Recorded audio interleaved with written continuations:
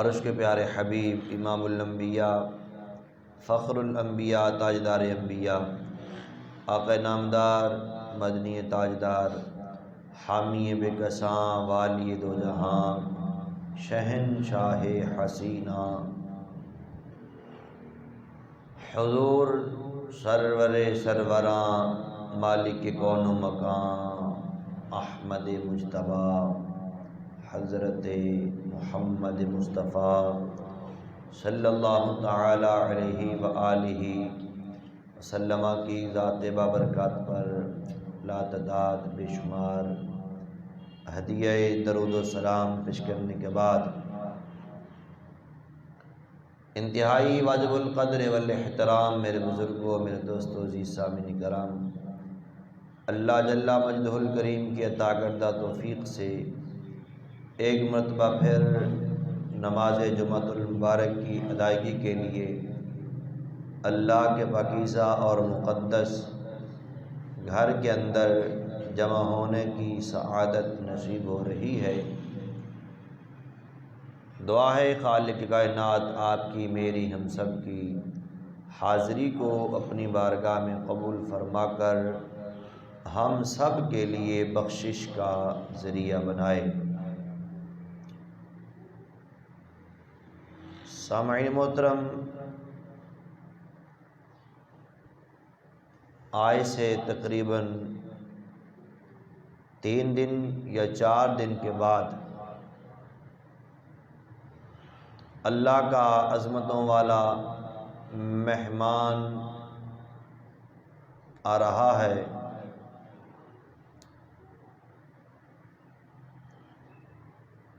ماہ رمضان المبارک کی آمد ہے۔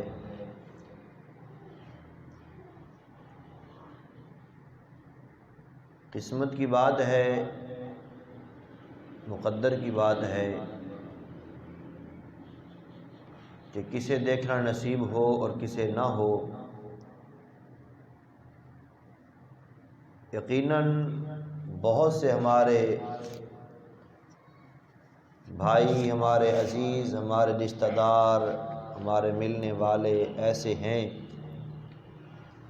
جو پچھلے رمضان میں ہمارے ساتھ تھے لیکن اب نہیں ہیں، اور عین ممکن بات ہے، اس میں کسی قسم کا کوئی شک اور شبہ بھی نہیں ہے، یہ جو دن باقی ہیں ان دنوں میں ہم جیسا بھی کوئی نہ ہو، ہم میں سے بھی کوئی نہ کوئی اللہ کی بارگاہ میں پہنچ جائے، اور مقدر کی بات ہے کہ مقدر میں دوبارہ ہمیں یہ نصیب ہوتا ہے مہینہ یا نہیں ہوتا، لیکن بہرحال اللہ تعالی ہم سب کو یہ ماہ مقدس اپنی زندگی میں بار بار دکھائے، اور پھر اس ماہ مقدس کا جو تقاضا ہے وہ تقاضا بھی ہم سب کو اللہ تعالی پورا کرنے کی توفیق نصیب فرمائے۔ وہ لوگ انتہائی خوش بخت ہیں جو اس ماہ مقدس کو پاتے ہیں اور پانے کے بعد پھر اس ماہ مقدس کے تقاضوں کو پورا کرتے ہیں۔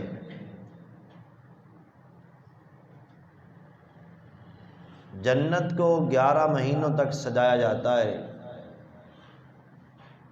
ماہ رمضان مبارک کے لیے پورے 11 مہینے، ابتدائے سال سے لے کر رمضان شریف تک پورے 11 مہینے رمضان مبارک کے استقبال کے لیے جنت کو سجایا جاتا ہے۔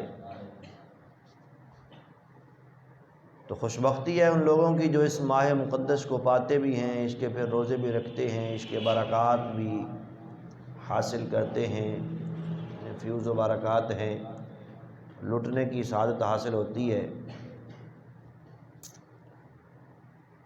نبی پاک صلی اللہ تعالی علیہ وآلہ وسلم نے ارشاد فرمایا کہ اگر لوگوں کو پتہ چل جائے کہ ماہ رمضان المبارک کیا چیز ہے، فرمایا اگر لوگوں کو پتہ چل جائے کہ ماہ رمضان المبارک کیا چیز ہے، تو میرے آقا فرماتے ہیں لوگ اس بات کی تمنا کریں کاش کہ پورا سال رمضان ہی ہوتا، پورا سال رمضان ہونے کی لوگ تمنا کرتے، التجا کرتے، اگر اس کی قدر و قیمت کا پتہ چل جاتا۔ لیکن افسوس صد افسوس کہ ہمارے ہاں رمضان آتا بھی ہے، چلا بھی جاتا ہے، لیکن نہ ہم روزے رکھتے ہیں، نہ اس کا ادب و احترام بجا لاتے ہیں، اور نہ ہی اپنی عادتوں میں تبدیلی لاتے ہیں۔ تو کوشش کریں کہ اس ماہ رمضان مبارک میں اپنے آپ کو چینج کیا جائے، اپنی عادات کو، اپنے اعمال کو ہر حوالے سے رسول کریم صلی اللہ علیہ وسلم کے فرامین کے مطابق، اللہ کے احکام کے مطابق بدلا جائے۔ قرآن پاک کے اندر خالق کائنات نے فرمایا کہ یا ایھا الذین آمنوا کتب، اے ایمان والو تم پر روزے فرض کیے گئے ہیں، کتب علیکم الصیام، اے لوگو تم پر، اے ایمان والو تم پر روزے فرض کیے گئے ہیں، کما کتب علی الذین من قبلکم، صرف تم پر روزے فرض نہیں ہوئے، تم سے پہلے لوگوں پر بھی اللہ نے روزے فرض کیے ہیں۔ جس طرح تم سے پہلے لوگوں پر روزے فرض ہوئے، اسی طرح فرمایا تم پر بھی روزے فرض کیے گئے ہیں۔ روزے کا لغوی معنی رکنا ہے، اصطلاح شرع میں کھانے پینے سے اور جماع سے باز رہنے کا نام روزہ ہے۔ صبح سحری سے لے کر افطار تک کھانے پینے سے باز رہنا، جماع سے باز رہنا، یہ روزے کا معنی ہے اصطلاح شرع میں۔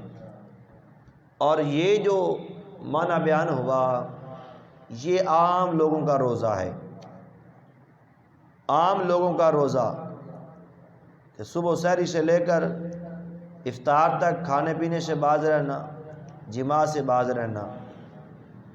ایک اور روزے کی تعریف ہے کہ کھانے پینے جماع سے باز رہنے کے ساتھ ساتھ اپنے اعضاء کو برائی سے روک کر نیکی کے راستے پر چلانا، یہ بھی روزہ ہے۔ اپنے جسم کے تمام اعضاء کو برائی سے روک کر نیکی کے راستے پہ چلانا، یہ بھی روزہ ہے۔ یہ خاص لوگوں کا روزہ ہے۔ اب یہ نہیں کہہ سکتے کہ ہم عام ہیں اور وہ فلاں خاص ہے، نہیں، ہر بندہ خاص ہو سکتا ہے، اس پر عمل تو کرے، بس اس تعریف پر عمل کرے، روزے کے ساتھ ساتھ اپنے اعضاء کو بھی برائی سے روکے نیکی کی پہ چلائے، وہ بھی خاصوں میں شامل ہو جائے گا۔ اس میں کون سا کوئی جناب والا کوئی حدود و قیود ہے، بھئی فلاں بندہ خاص میں شامل ہو سکتا ہے، فلاں میں نہیں ہو سکتا۔ آپ بھی اس پر عمل کریں، ہم بھی سب عمل کریں، تو ہم بھی سب خاص لوگوں میں شامل ہو سکتے ہیں۔ ایک عام لوگوں کا روزہ ہے کھانے پینے سے جماع سے باز رہنا، اور خاص لوگوں کا روزہ کہ کھانے پینے جماع سے باز رہنے کے ساتھ ساتھ کیا ہے جی، اپنے اعضاء کو بھی گناہوں سے روکنا اور نیکی کے راستے پہ چلانا۔ اور پھر اس سے بھی ایک اور اگلا جو ہے وہ درجہ ہے، وہ ہے اخص الخواص، خاص الخاص لوگوں کا روزہ۔ وہ کیا ہے؟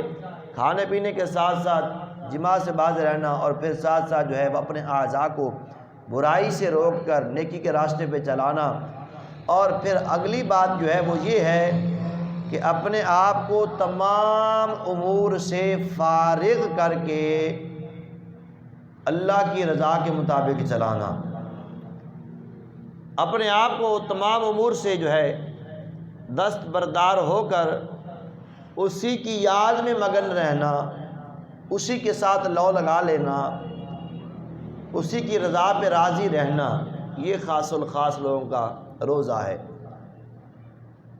تو خاص الخاص لوگوں میں بھی ہم شامل ہو سکتے ہیں اگر عمل کریں۔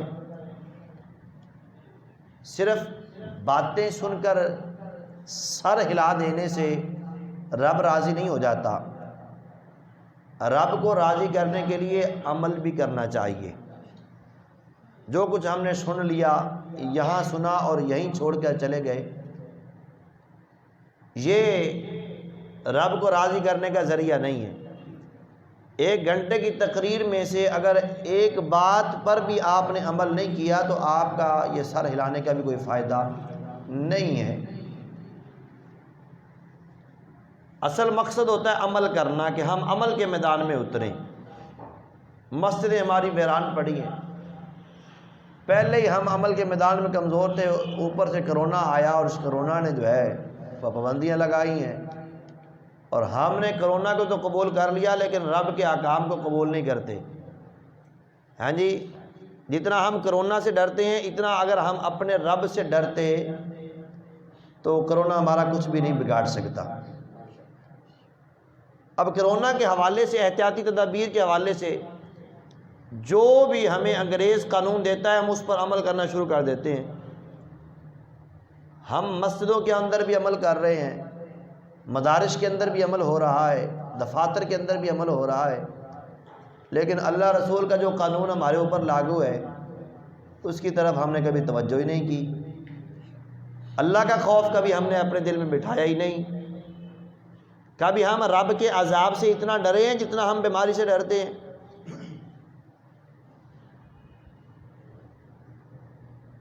واضح قرآن پاک کی آیات مبارکہ ہمیں بتاتی ہیں کہ فلاں گناہ کرو گے تو فلاں عذاب ہے، فلاں گناہ کرو گے تو فلاں عذاب ہے۔ ہم سنتے بھی ہیں، سناتے بھی ہیں، پھر بھی ہم رب سے نہیں ڈرتے، بیماری سے زیادہ ڈرتے ہیں۔ جو بیماریوں کو پیدا کرنے والا ہے، شفائیں دینے والا ہے، اگر ہم اس کے ساتھ لو لگا لیں، اس کے ساتھ تعلق اور رابطہ مضبوط کر لیں تو یقیناً یہ بیماریاں ہمارا کچھ نہیں کر سکتی۔ یہ احتیاطی تدابیر کرنے کے باوجود بھی ہم بیماری کا شکار ہو سکتے ہیں اگر ہمارا رب چاہے تو۔ کیوں نہ ہم جتنا بیماری سے ڈرتے ہیں اتنا رب سے ڈرنا شروع کر دیں۔ بہرحال بات لمبی ہو گئی، میں اپنے اصل موضوع کی طرف جانا چاہتا ہوں۔ فرمایا کہ جس طرح تم سے پہلے لوگوں پر روزے فرض کیے گئے ویسے تم پر بھی فرض کیے گئے۔ اور روزے کی تاریخ بڑی پرانی ہے، یہ صرف امت مصطفیٰ کے اندر روزہ جو ہے وہ فرض نہیں ہوا، پہلی امتوں پر، جس طرح قرآن کہہ رہا ہے پہلی امتوں پر بھی روزے فرض ہوئے۔ حضرت موسیٰ علیہ السلام نے بھی 40 دن روزے رکھے اور رکھنے کے بعد پھر رب کی بارگاہ میں کلام کے لیے گئے، رب کے دیدار کے لیے، رب کے جلوے کی تجلی دیکھنے کے لیے کوہ طور پہاڑ پر جاتے ہیں۔ پہلے 40 دن روزے رکھنے کا حکم ہوتا ہے کہ پہلے 40 دن روزے رکھو۔ روزے رکھتے ہیں اور روزے رکھنے کے بعد پھر جو ہے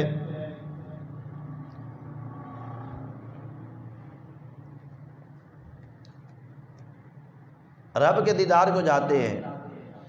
تو سن 2 ہجری کے اندر روزہ فرض ہوا ہے۔ اس سے پہلے نبی پاک صلی اللہ تعالی علیہ وسلم فاقہ کشی فرماتے رہے، اور پھر ایام بید کے روزے میرے آقا کریم صلی اللہ علیہ وسلم روزے رکھتے تھے۔ ایام بید کے 13، 14 اور 15 یہ چاند کی تاریخیں ہیں، ان تاریخوں کے روزے بھی میرے آقا کریم صلی اللہ علیہ وسلم رکھا کرتے تھے۔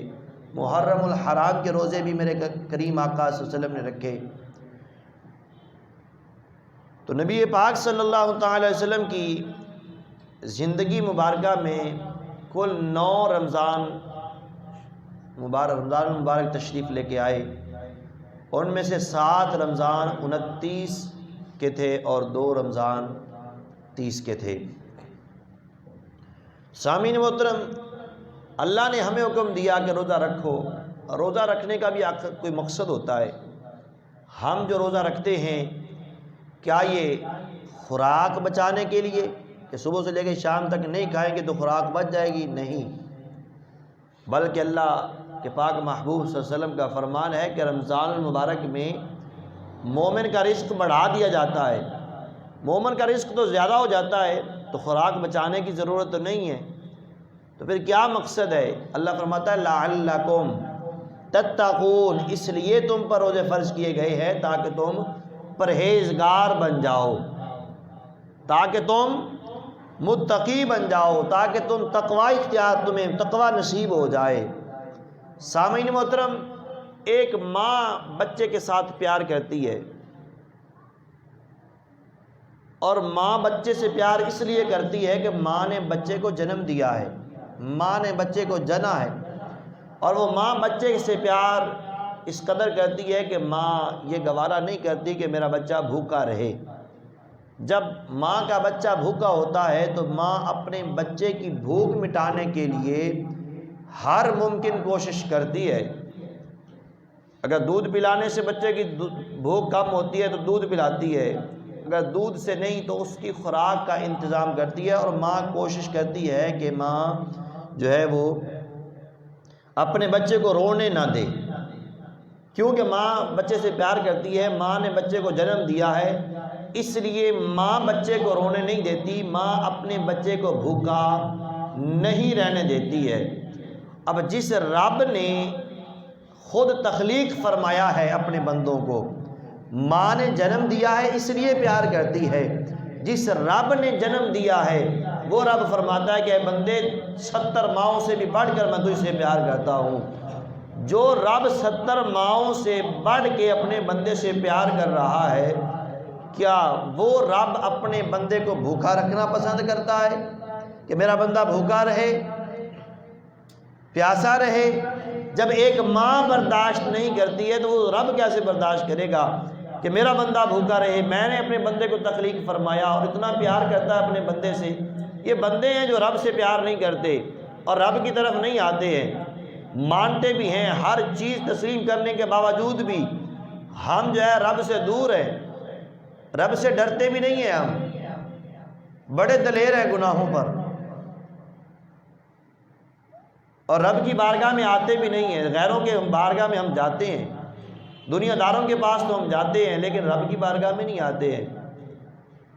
تو میں بات یہ کر رہا ہوں کہ ماں، جس ماں نے جنم دیا ہے، وہ جب برداشت نہیں کرتی کہ میرا بچہ بھوکا رہے، میری اولاد بھوکی رہے، تو جس رب نے تخلیق فرمایا بندے کو، وہ رب کیسے برداشت کرے گا کہ میرا بندہ بھوکا رہے؟ اور رب کب چاہے گا کہ میرا بندہ بھوکا رہے؟ تو کوئی نہ کوئی مقصد ہوتا ہے۔ اب یہ بات سمجھنے کے لیے کہ رب نے اپنے بندوں کے اوپر صبح سے لے کر شام تک بھوکا رہنا کیوں پسند فرمایا، اس کی وجہ ہے، اس وجہ کو سمجھنے کے لیے پھر ہمیں ماں کی گود کی طرف آنا پڑے گا۔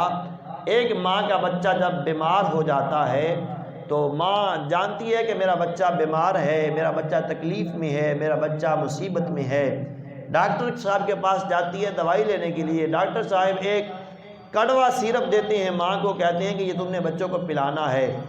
ماں یہ جانتی ہے کہ جب میں بچے کو پلاؤں گی تو میرا بچہ روئے گا، چلائے گا، اس کے باوجود ماں جو اپنے بچے سے اتنا پیار کرتی ہے، وہ اپنے بچے کو لٹا کر اس کے ہاتھ پاؤں پکڑ کے اس کا منہ کھول کے زبردستی اس کے منہ کے اندر کڑوا سیرپ ڈال دیتی ہے۔ کیا وہ ماں ظالم ہو گئی ہے؟ ہاں جی، کیا وہ ماں ظالم ہو گئی ہے کہ جو اپنے بچے کے ہاتھ پاؤں پکڑ کے اس کے منہ میں کڑوا سیرپ ڈال رہی ہے؟ کیوں ڈالتی ہے؟ اس ماں کی نظر اس دوائی کے نتیجے پر ہے کہ جو میں کڑوی دوائی اس بچے کے منہ میں ڈال رہی ہوں، ابھی کچھ لمحوں کے لیے تو میرا بچہ روئے گا، چلائے گا، پریشان ہوگا، لیکن اس دوائی کا جب اثر ہوگا تو میرا بچہ صحت مند ہو جائے گا، میرا بچہ صحیح ہو جائے گا۔ تو وہ ماں ظالم نہیں ہوئی، وہ ماں تو اپنے بچے کے پیار کے اندر اپنے بچے کو یہ دوائی دے رہی ہے، اپنے بچے کی محبت کے اندر اپنے بچے کو دوائی دے رہی ہے۔ مثال سمجھانے کے لیے ہوتی ہے، مثال جو ہے وہ لوگوں کے ذہن کے اندر بات کو بٹھانے کے لیے ہوتی ہے، بلا تشبیہ و بلا تمثیل۔ اللہ تعالیٰ نے اپنے بندوں کے اوپر جو روزے فرض کیے ہیں، اللہ اپنے بندوں کو بھوکا نہیں مارنا چاہتا، ہاں جی، اللہ اپنے بندوں کو بھوکا نہیں مارنا چاہتا۔ اللہ تعالیٰ اپنے بندوں کو جناب والا روزے رکھنے کا حکم دیتا ہے اور فرماتا ہے لعلکم تتقون، تمہیں اس لیے روزے رکھنے کا حکم دیا جا رہا ہے تاکہ تم پرہیزگار بن جاؤ۔ ماں نے اپنے بچے کو زبردستی لٹا کر اس کے گلے کے اندر، حلق کے اندر کڑوا سیرپ اتارا اس لیے کہ جب اس کا نتیجہ نکلے گا تو میرا بچہ ٹھیک ہو جائے گا، میرا بچہ صحیح اور سلامت ہو جائے گا، پھر میرے بچے کی جناب والا صحت صحیح ہو جائے گی۔ اس لیے چند لمحوں کے لیے چند لمحوں کی تکلیف ماں خود برداشت کر رہی ہے اور خود کڑوا سیرپ اس کے منہ میں ڈال رہی ہے۔ اللہ تعالیٰ نے اپنے بندوں کے اوپر روزے فرض کیے ہیں، فرمایا لوگوں روزے رکھو اس لیے کہ تاکہ تم متقی بن جاؤ۔ میں صبح سے لے کے شام تک جب تم میری رضا کے لیے روزہ رکھو گے تو فرمایا اس کا اثر یہ ہوگا، اس کا نتیجہ یہ نکلے گا کہ تمہیں تقوی نصیب ہو جائے گا، تمہیں تقوی مل جائے گا، تمہیں جو ہے وہ تقوی کی دولت نصیب ہو جائے گی، اس لیے اللہ نے تم پر روزے فرض کیے ہیں۔ سامعین محترم،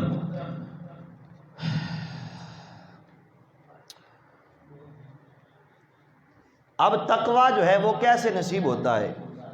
بھوک اور پیاس کاٹنے سے کیا واقعی تقوی نصیب ہوتا ہے؟ بزرگ فرماتے ہیں کہ ہاں، بھوک سے جو ہے وہ تقوی نصیب ہوتا ہے، اس لیے کہ انسان کے جو ہے وہ دو دشمن ہیں، انسان کے دو دشمن ہیں، ایک انسان کا دشمن ہے شیطان اور دوسرا انسان کا دشمن اس کا اپنا نفس ہے۔ اپنا نفس جو بندے کا ہے، جسے ہم کہتے ہیں نا میں، یہ جو میں ہے نا یہی نفس ہے ہمارا۔ ہر بندہ اپنی میں گم ہوتا ہے، یہ جو نفس ہے یہی بندے کو میں لے کے آتا ہے۔ لیکن بزرگان دین جو ہے وہ کہتے ہیں کہ اس میں کو مارنے کے لیے بھوک کا تیر استعمال کرنا پڑتا ہے۔ اگر میں کو مارنا، یہ میں ہے نا، یہی نفس ہے، یہی بندے کو گمراہ کرتا ہے، یہی بندے کو جناب والا کہتے ہیں نا پنجابی میں، ہمارے بزرگ بتاتے ہیں کہ نقصان ایسے نہیں ہوتا، نقصان جب بھی ہوتا ہے گھر والا کوئی نہ کوئی باہر والے کے ساتھ ملتا ہے، پھر گھر برباد ہوتا ہے۔ جب گھر سے کوئی بندہ باہر کے دشمن کے ساتھ ملتا ہے تو پھر دشمن جو ہے وہ آ کر حملہ آور ہوتا ہے، اسے پتہ ہوتا ہے کہ میرا ساتھی گھر کے اندر موجود ہے، وہ میری سپورٹ کرے گا، میری مدد اور میری ہیلپ کرے گا۔ تو گھر تب برباد ہوتے ہیں جب گھر سے کوئی بندہ باہر کے دشمن کے ساتھ ملتا ہے۔ تو جو شیطان ہے یہ بیرونی دشمن ہے اور نفس اندرونی دشمن ہے۔ اس نفس کو اگر زیر کرنا ہے تو بزرگ فرماتے ہیں کہ اس کو مارنے کے لیے تم جو ہے وہ بھوک کا تیر استعمال کرو۔ بھوک کا تیر استعمال کرو گے تو پھر نفس مرے گا، اور یہ جو میں ہے اس میں کو مارنے کے لیے جو ہے یہ بھوک کا تیر استعمال ہوگا تو اس سے میں مرے گی، نفس مرے گا۔ جب نفس مرے گا تو پھر شیطان ہمارا کچھ بھی نہیں بگاڑ سکتا ہے۔ اسی میں نے جو ہے شیطان کو ذلیل کیا۔ ہم سوچتے ہیں یار بندے نے جو ہے وہ روزہ بھی رکھا ہوا ہے، ہم علماء سے سنتے ہیں نبی پاک صلی اللہ علیہ وسلم کا فرمان ہے اور یہ حدیث کی کتابوں میں موجود ہے، حقیقت ہے، صرف سنی سنائی بات نہیں ہے۔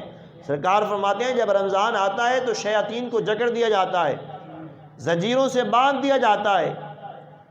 شیطان تو بندھے ہوئے ہیں، شیطان اور شیطان کے چیلے وہ تو سب کے سب قید ہو گئے، باندھ دیے گئے۔ بندے پھر بھی گناہ کر رہے ہیں، بندے پھر بھی جھوٹ بولے جا رہے ہیں، روزہ رکھا ہے پھر بھی غیبتیں کیے جا رہے ہیں، روزہ رکھا ہے پھر بھی چغلیاں ہو رہی ہیں، روزہ رکھا ہے 2 نمبری پھر بھی ہو رہی ہے، روزہ رکھ کے پھر بھی کم تول رہے ہیں، روزہ بھی رکھتے ہیں، بھاگ کے مسجد میں جا کر جماعت کے ساتھ نماز بھی پڑھ کے آتے ہیں، پھر بھی وزن میں کمی ہو رہی ہے، پیمانے میں کمی ہو رہی ہے، چیزوں میں ملاوٹ ہو رہی ہے، اپنے مسلمان بھائیوں کو دھوکہ دیا جا رہا ہے، ٹھگیاں لگائی جا رہی ہیں، کوئی جناب والا خدا کا خوف نہیں ہے، ڈر نہیں ہے۔ وہ کیا وجہ ہے؟ شیطان ہم سے کروا رہا ہے؟ نہیں، شیطان تو خود بندھا ہوا ہے، شیطان تو قید ہے۔ پھر یہ کیوں ہو رہا ہے؟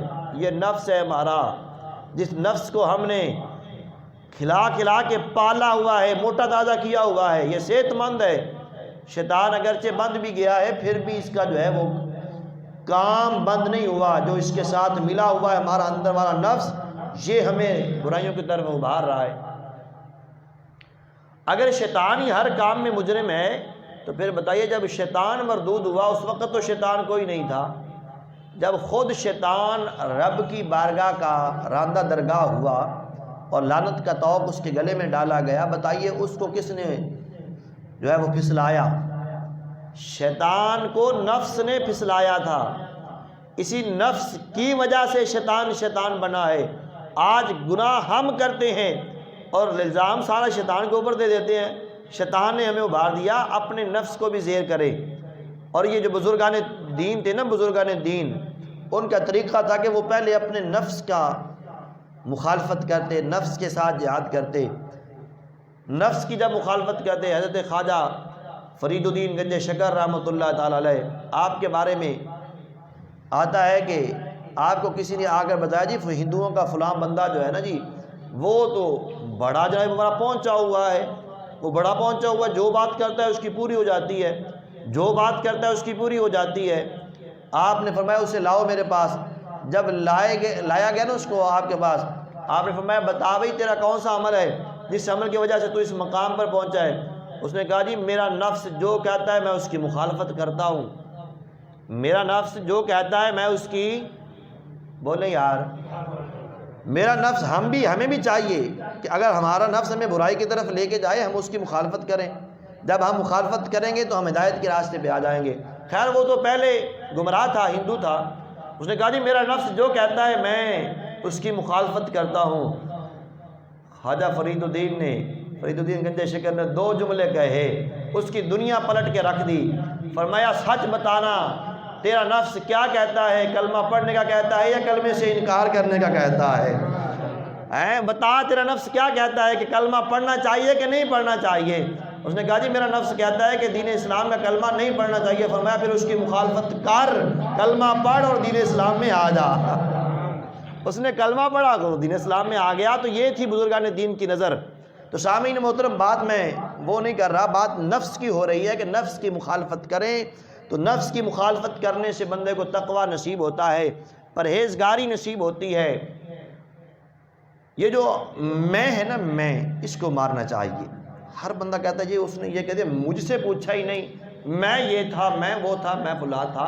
اس میں کو جب بندہ ختم کر لیتا ہے اور اس میں گم ہو جاتا ہے، اس میں کو محبوب کی محبت میں گم کر دیتا ہے، اللہ اور اس کے پیارے رسول صلی اللہ علیہ وسلم کی اطاعت میں ختم کر دیتا ہے میں کو، پھر بندہ جو ہے وہ بندہ بن جاتا ہے، پھر مقام عبدیت پر جاتا ہے۔ جب مقام عبدیت پر جاتا ہے پھر رب تعالیٰ فرماتا ہے بندے اب تو جو چاہے گا وہی ہوتا چلا جائے گا۔ ہم یہ سنتے ہیں قصے اور واقعات بزرگان دین کے، جی انہوں نے فلاں دعا مانگی اللہ نے قبول فرما لی، انہوں نے یہ کہا اللہ نے قبول فرما لیا، اور جستجو دل کے اندر آتی یار ہمارے ساتھ یہ معاملہ کیوں نہیں ہوتا؟ وجہ یہ ہے کہ ہم نے اس رستے پہ اپنے آپ کو چلایا ہی نہیں ہے، ہم نے اپنی میں کو مارا ہی نہیں ہے۔ اپنی میں کو ماریں، جب میں کو ماریں گے، وہ ایک بزرگ تھے جن کا طریقہ کار یہ تھا کہ انہوں نے ساری زندگی یہ جو میں کا لفظ ہے یہ زبان پہ ہی نہیں لایا، میں کا لفظ اپنی زبان پہ ہی نہیں لاتے تھے ساری زندگی۔ جب بھی کوئی بات ہوتی ہے جو میں کا لفظ استعمال جب بھی کرنا ہوتا تو کسی اور بات کے ذریعے یہ معنی لوگوں کو سمجھا دیتے، کوئی اور لفظ استعمال کر کے لوگوں کو بات سمجھا دیتے۔ میں لفظ میں جو ہے یہی استعمال نہیں کرتے تھے۔ آپ کے بارے میں یہ بات مشہور بھی تھی، لوگوں کو بھی پتہ تھا کہ فلاں بزرگ جو ہے یہ لفظ اپنی زبان پہ نہیں لاتے۔ ایک بندہ کھڑا، اس نے کہا جی دیکھنا میں جاتا ہوں شیخ کی بارگاہ میں اور دیکھنا تم دیکھ لینا کہ ان کی زبان سے آج میں یہ لفظ نکلوا کے تمہیں دکھاؤں گا، کہ خود اپنی زبان سے وہ یہ لفظ نکالیں گے۔ وہ بندہ گیا، آپ درس دے رہے ہیں لوگوں کو، واعظ و نصیحت فرما رہے ہیں، وہ بندہ آیا، اس نے کہا جی شیطان کو جب اللہ نے لعنت کا طوق گلے میں ڈال کر نکالا تو شیطان نے کون سا لفظ کہا تھا؟ شیطان نے، اس نے کہا تھا نا یہ آنا خیر منہ، میں بہتر ہوں، اس نے کہا آنا خیر منہ، میں بہتر ہوں اس سے۔ تو اس نے یہ سوال بنا کر لایا، کہنے لگا جی شیطان نے وہ کون سا لفظ کہا تھا جس لفظ کی وجہ سے شیطان لعنتی ہوا، شیطان لعین ہوا؟ آپ درس دے رہے تھے، واعظ فرما رہے تھے، آپ نے فرمایا بیٹھ جاؤ، تمہیں تمہاری بات کا جواب مل جائے گا، تمہیں تمہاری بات کا جواب مل جائے گا۔ وہ بندہ بیٹھ گیا، کچھ دیر آپ نے واعظ و نصیحت فرمائی، جب مکمل ہو گیا بیان تو بیان کرنے کے بعد آپ نے فرمایا بھئی کوئی بندہ آیا تھا اور اس نے آ کر سوال کیا تھا شیطان کے بارے میں کہ شیطان نے وہ کون سا لفظ بولا تھا جس وجہ سے شیطان لعنتی ہوا، وہ بندہ کون ہے؟ بولیے۔ آپ نے فرمایا وہ بندہ کون ہے جس بندے نے سوال کیا؟ وہ کھڑا ہوا کہنے لگا جی میں۔ آپ نے فرمایا یہی وہ لفظ تھا جس لفظ نے شیطان کو لعنتی بنایا، جس بات کو بندے کو سمجھ آئی ہے محبت سے کہنے ذرا سبحان اللہ۔ وہ بندہ جب کھڑا ہوا تو کھڑا ہو کے اس نے کہا جی میں نے سوال کیا تھا، آپ نے فرمایا یہی لفظ جو تو نے کہا ابھی ابھی یہی لفظ تھا جس لفظ نے شیطان کو لعنتی بنایا۔ تو یہ بزرگان دین کا طریقہ تھا کہ انہوں نے اپنی میں کو ختم کیا۔ تو سامعین محترم، یہ میں نفس ہے، میں بات اس کی طرف پھر لے کے آتا ہوں کہ اللہ فرماتا ہے لعلکم تتقون، روزے تم پر اس لیے فرض کیے گئے ہیں تاکہ تم پرہیزگار بن جاؤ، متقی بن جاؤ۔ تو یہ متقی بننے کے لیے اپنے نفس کو مارنا پڑتا ہے، اور نفس کو مارنے کے لیے اس کے لیے بھوک کا تیر استعمال کرنا پڑتا ہے۔ تو یہ بھوک اللہ نے ہم پر جو مسلط کی ہے، ہمارے اوپر جو فرض کی ہے صبح سے لے کر شام تک، اس میں ہمارا نقصان نہیں، اس میں ہمارا فائدہ ہے۔ اگرچہ ہم نہیں سمجھتے ہیں، لیکن یہ بھی بات نہیں کہ ہر بندے کے اوپر فرض نہیں، بلکہ اللہ نے رعایتیں بھی دی ہیں۔ ہاں، قرآن نے واضح طور پر کہا جو مریض ہو، روزہ برداشت نہیں کر سکتا، جو ضعیف ہو گیا بہت زیادہ، شیخ فانی ہے، اس کو بھی معافی دی ہے، فدیہ دے، اور اس کو جو ہے روزہ رکھنے کی معافی ہے۔ لیکن جس کی صحت بھی سلامت ہو، جان بھی برداشت کرتی ہو، سارا کچھ ہو، اس کے باوجود بھی کہیں جی نہیں جی وہ ہمارا کام بڑا سخت ہے جی، ہم روزہ نہیں رکھ سکتے۔ تو سامعین محترم، یہی نفس کے ساتھ جہاد کرنا ہے۔ اگر نفس کے ساتھ فرضی جہاد جو اللہ نے ہم پر فرض کیا ہے، یہی اگر ہم نہیں کرتے تو ہم نفلی جہاد کیسے کر سکیں گے؟